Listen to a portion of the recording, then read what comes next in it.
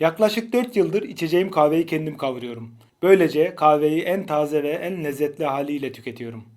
Kavurma işlemi için başlangıçta normal bir tavada ve fırında denemeler yaptım. Daha sonra bu tava ile kavurma işlemine geçtikten sonra hep bununla devam ettim.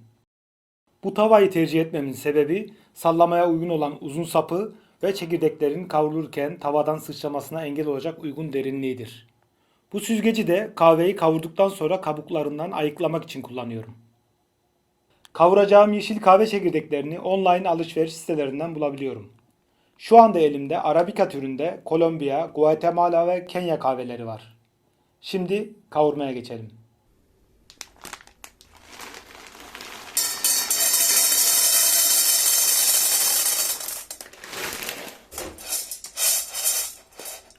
Tavaya koyduğum kahve sallarken tavadan taşmayacak miktarda olmalı.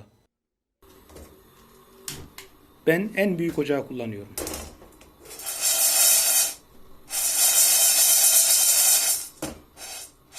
Sallama sırasında da tavanın ocak ateşine çok yakın olmasına dikkat ediyorum.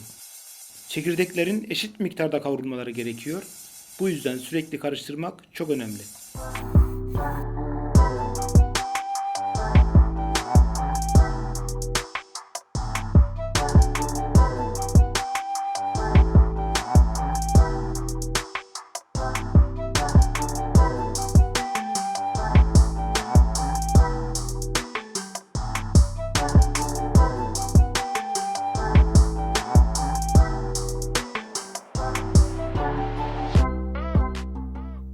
Yavaş yavaş kahvenin renk değiştirdiğini görüyorsunuz. Yeşil renkten sarıya dönüyor. Daha sonra kahverengi olacak. Kavrulurken çıkan dumanın kokusu odun dumanının kokusuna benzer. O bildiğimiz yoğun kahve kokusu kavrulduktan sonra ve öğütülürken ortaya çıkar. Çiğ haldeyken ise buğdayımsı bir kokusu vardır. Kavurma sırasında uçuşan çekirdek kabukları etrafı biraz kirletecek.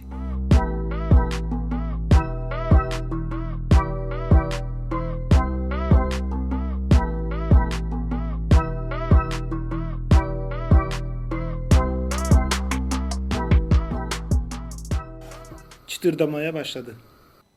Çıtırdamaya başladığı sırada ocaktan alırsam az kavrulmuş olacak. Bekledikçe orta kavrulmuş ve sonra da fazla kavrulmuşa doğru bir değişim olacak.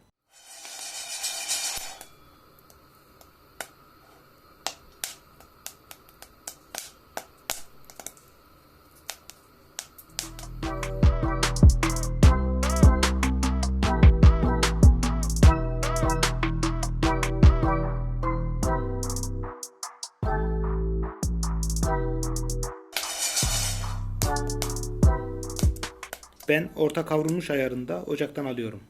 Tavada beklerse ısısını bir süre daha koruduğu için kavrulmaya devam edeceğinden hızlıca soğutmak için tavadan ayırmak gerekiyor.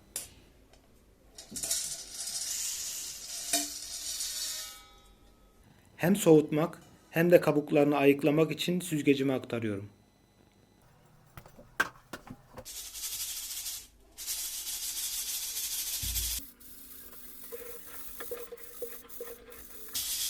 Kabuklarını ayıklama işleminden sonra bir süre daha soğutarak kavanoza aktarıyorum.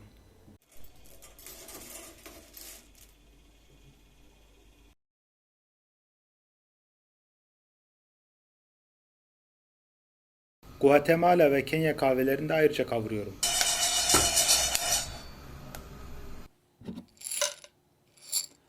Kavurduğum kahve birkaç hafta içinde tüketeceğim kadar olmalı. Kavrulan kahve bekledikçe tazeliğini ve aroma değerini kaybedecektir. Öğütme işlemini de içmeden hemen önce yapıyorum ve sadece içeceğim kadar öğütüyorum. Çünkü öğütülen kahvenin tazeliğini ve aromasını kaybetmesi çok daha hızlı olacaktır. Eğer hazır öğütülmüş kahve alırsanız hemen tüketmelisiniz. Kahvenin yeni öğütüldüğünden emin olsanız bile ne kadar zaman önce kavrulduğunu bilemezsiniz ve belki de öğütülmeden önce tazeliğini çoktan kaybetmiştir. Şunu da belirtmek lazım. Hazır paketlenmiş, suda eriyen karışım kahveleri asla kullanmayın. Ben onlara kahve değil, kahve aromalı kimyasal içecek diyorum. Gerçek kahve suda erimez, telve olarak kalır.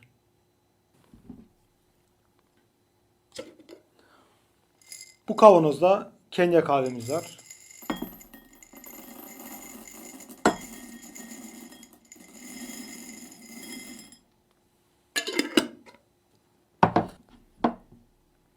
Mis gibi kahve kokusu sardı.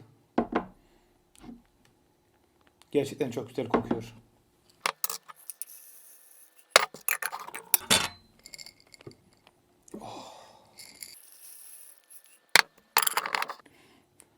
Ben kendi damak tadıma göre Kenya, Kolombiya ve Guatemala kahvelerini eşit miktarda karıştırarak öğüteceğim.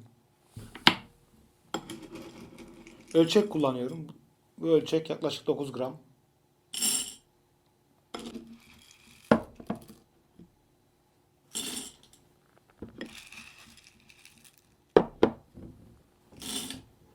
Öğütmek için el değirmeni de kullanılabilir.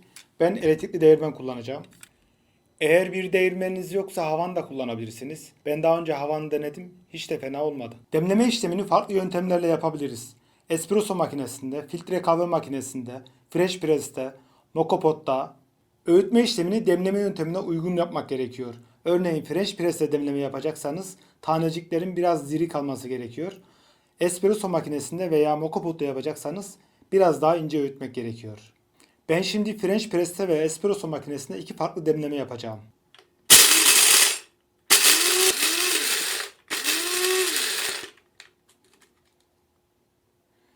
Oh, mis gibi koktu. Kahve kokusu öğütürken yoğun olarak ortaya çıkıyor.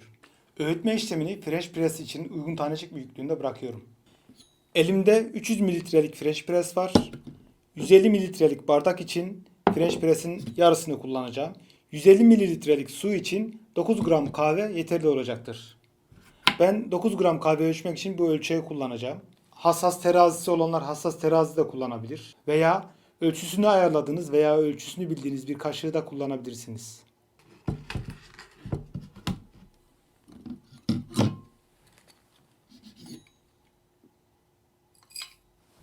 Kahve için kullanılan suyun kalitesi de önemli. Ben arıtma cihazından elde ettiğim suyu kullanıyorum.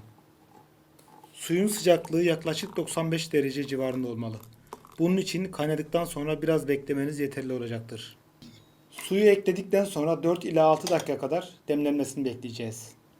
Fresh press'teki kahve demlenirken değirmendeki kahveyi biraz daha öğüterek espresso için uygun hale getiriyorum.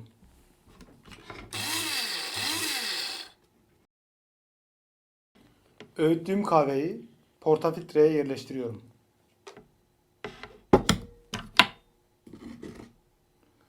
Portafiltrenin kendi ölçüsü de adeta ölçek gibi zaten.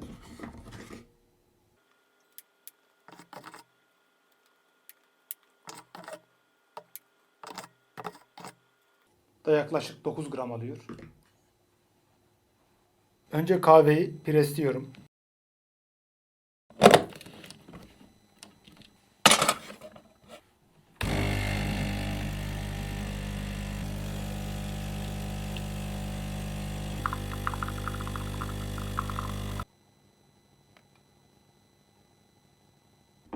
Espressomuz hazır. French press'teki kahvemiz de demini almıştır. Zamanı geldi.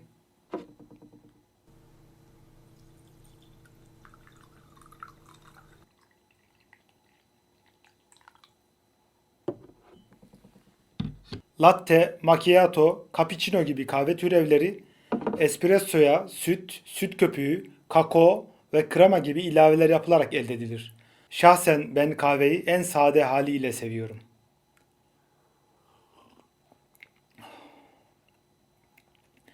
Ama yanında çikolata ve lokuma hayır diyemem.